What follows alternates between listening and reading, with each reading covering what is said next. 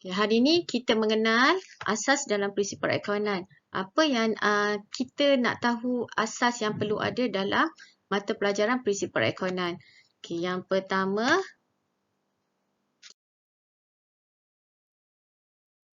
kita perlu mengenal penyata keuangan. Dalam penyata keuangan, ada akaun perdagangan dan untung rugi iaitu melibatkan hasil dan belanja. Manakala penyata kedudukan keuangan melibatkan aset, equity dan liability. Okay, kita tengok lebih detail lagi dalam akaun perdagangan dan untung rugi. Ada dua perkataan perdagangan dan untung rugi iaitu akaun perdagangan dan akaun untung rugi. Akaun perdagangan melibatkan jualan bersih dan kos jualan, manakala akaun untung rugi melibatkan hasil dan belanja. Okay, lebih detail lagi, ini adalah contoh penyata milik tunggal yang ini daripada kedai kasut Lionel.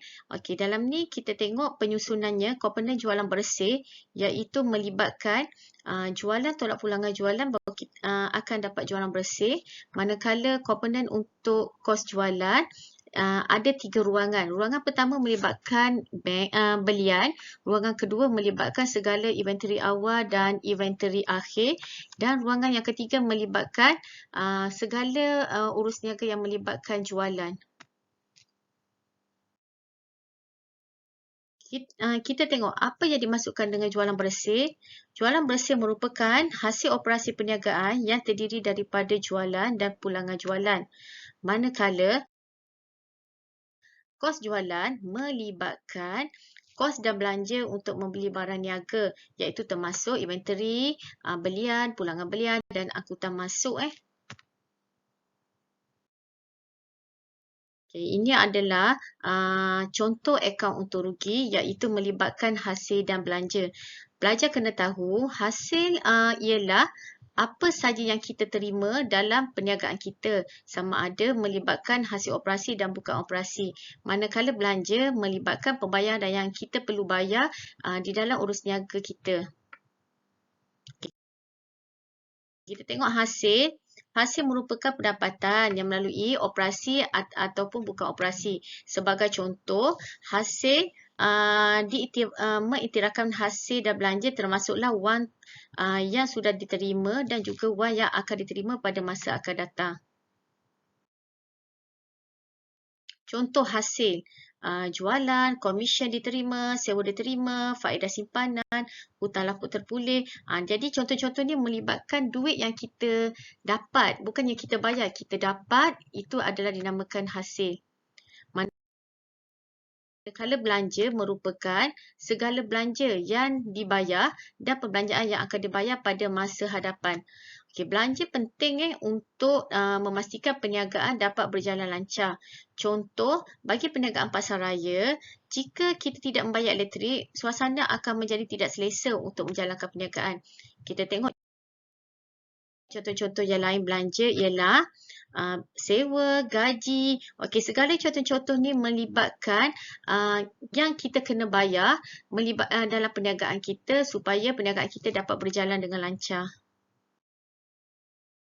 Okay, kita tengok pula komponen yang kedua iaitu penyata kedudukan keuangan yang melibatkan aset bukan semasa, aset semasa, liability bukan semasa dan equity pemilik. Okay, ini contoh komponen. Dalam ni dia dah susun aset bukan semasa, liability semasa, aset semasa, equity pemilik dan liability bukan semasa. Okay, sebelum tu pelajar-pelajar kena tahu apa itu aset, ialah harta. Okey, harta yang dimiliki oleh perniagaan. Peniaga, kalau kita nak menjalankan perniagaan, kita perlu ada aset. Iaitu aset terbahagi kepada dua, aset bukan semasa dan aset semasa. Okay, kita kenal dengan lebih detail aset bukan semasa. Okay, aset bukan semasa merupakan mempunyai tempoh hayat perniagaan melebihi setahun. Okay, contohnya ialah kenderaan, premis, tanah dan sebagainya. Okey, manakala aset semasa, aset perniagaan yang bersifat tidak tahan lama. Contoh apa yang tidak tahan lama? Tunai, bank, lagi inventory, semuanya akan berubah pada bila-bila masa. Okey, liability. Liability merupakan hutang yang perniagaan harus bayar. Liability ada dua, iaitu liability bukan semasa dan liability semasa. Okey, liability semasa merupakan hutang perniagaan jangka masa pendek yang kena jelas dalam tempoh setahun. Okey, contohnya akaun belum bayar. Manakala liability bukan semasa ialah hutang perniagaan jangka panjang yang memerlukan tempoh melebihi 1 tahun, iaitu sebagai contoh pinjaman bank. Biasanya kita bayar pinjaman bank lebih daripada 1 tahun.